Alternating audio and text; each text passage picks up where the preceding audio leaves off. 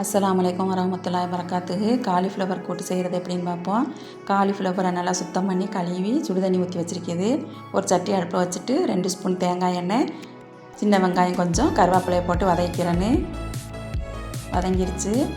இப்போ 1 ஸ்பூன் மிளகாய்த்தூள், 1 ஸ்பூன் கறி மசாலாத்தூள், 1 ஸ்பூன் மஞ்சள் தூள், 1/4 ஸ்பூன் இஞ்சி பூண்டு பேஸ்ட்டு இதையும் நல்லா வதக்கிட்டு பொடி இறால் கழுவி வச்சுருக்கிது அதையும் போட்டு வதக்கிறேன். கூட்டுகளுக்கு இறால் போட்டால் நல்லாயிருக்கும். இறாலையும் வதக்கிட்டு அவிச்சு வச்சுக்கிற காலிஃப்ளவரையும் போட்டு நல்லா கிளறி விட்டு தேவையான அளவு உப்பு போட்டு தண்ணி ஊற்றி மூடி போட்டு வேக வைக்கணும். இது சீக்கிரம் செஞ்சிடலாம், டேஸ்ட்டாக உரிக்க நல்லா.